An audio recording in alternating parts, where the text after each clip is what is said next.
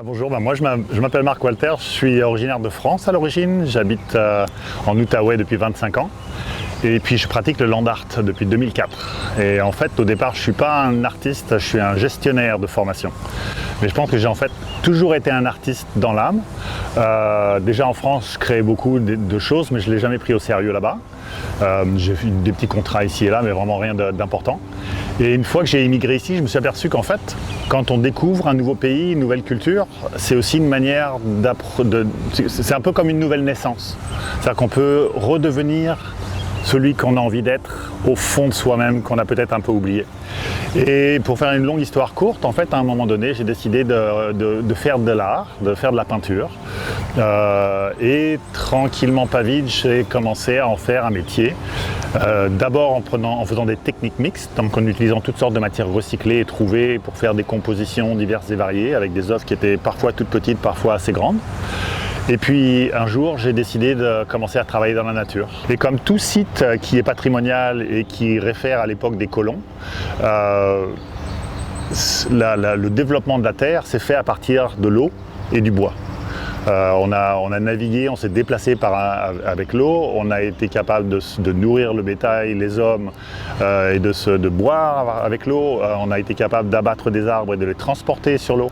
Donc il y a eu la drave et tout ça. Mais c'était vrai même déjà avant ça, avant les colons avec les autochtones. Je veux dire, quand ils arrivaient quelque part, ils s'installaient et naturellement ils étaient attirés aussi par l'accès à l'eau, aussi à l'accès à du bois pour pouvoir créer leurs abris, etc. Donc ici, ce que j'ai voulu faire, c'est comme un espèce de cheminement qui évoque ça aussi, qui évoque le fait que quelqu'un découvre un site, se détache de là où il était quand il est arrivé, et puis il fait un cheminement. Il découvre un endroit, il y rêve, il s'y déplace pour apprécier les choses, comme moi je le fais en tant qu'artiste, et il se promène. Donc il va utiliser l'eau pour embarquer sur une embarcation, mais il va aussi suivre, déambuler sur le territoire pour essayer de voir quelles sont les qualités qu'il peut exploiter lui. Et donc c'est un petit peu ça que je propose ici. J'ai voulu le faire avec des branches parce que c'est un peu ma spécialité depuis quelques années, de créer avec des branches qui ont été élaguées par ailleurs. Et donc ici, j'ai récupéré ces branches chez des différents citoyens et sur le terrain même de la chapelle. Alors on a plusieurs éléments.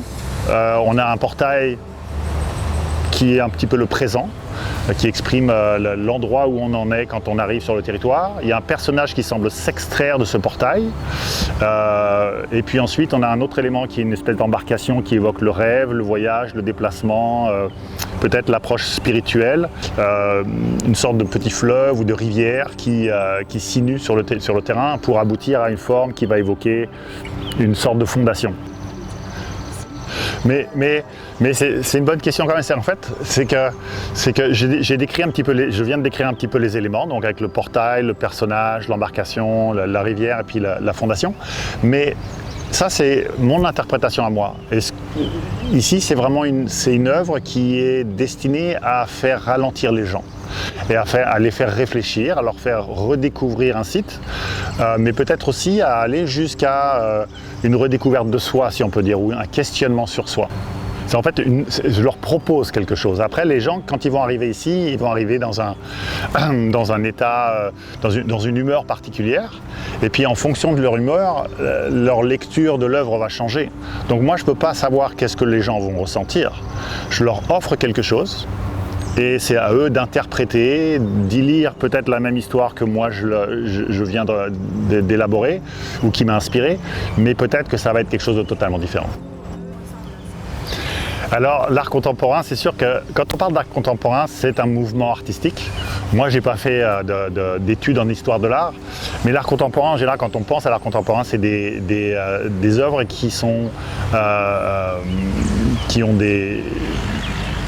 des lignes assez design, on va dire, des formes qui vont se détacher de leur arrière-plan.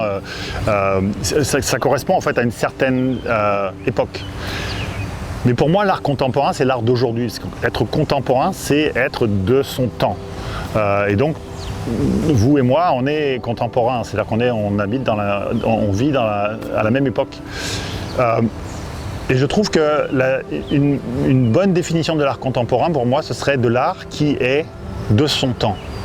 Or, en ce moment, en particulier avec le coronavirus et la pandémie et le confinement, la plus grosse problématique qu'on a actuellement dans le monde, c'est le respect de l'environnement.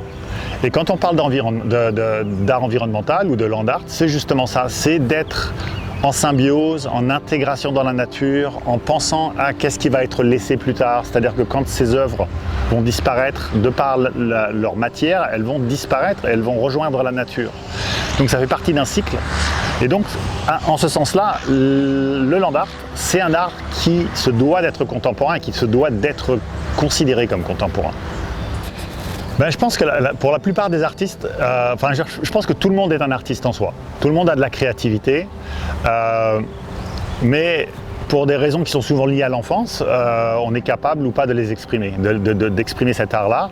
Et ça peut se faire à temps plein comme à temps partiel. Ça peut être de la couture, de la réparation automobile, être un boucher ou être un artiste à temps plein comme je le fais. Moi, j'ai découvert que j'avais envie de faire de l'art tard, à 30 ans, pour en faire un métier. Mais je pense que je l'avais en moi tout le temps. Et quand j'étais petit, mon père était architecte. Et pour vous donner deux exemples d'inspiration qui me reviennent tout le temps, c'est dans les promenades, mon papa était très curieux et m'a permis de développer cette curiosité. C'était d'approcher une goutte de rosée sur une feuille. C'était de regarder un détail dans la nature quelconque. Mais c'est aussi, en tant qu'architecte, quand les rares fois on avait le droit d'aller dans son bureau et qu'on devait rester là-bas parce que ma mère ne pouvait pas s'occuper de nous pour une raison X ou Y, il me mettait à disposition une grande table à dessin d'architecte, il dégageait tout, il mettait des grandes feuilles de papier et puis j'avais le droit à avoir tous les stylos, les feutres, les pastels que je voulais et je pouvais faire ce que je voulais, du moment que je ne le dérangeais pas.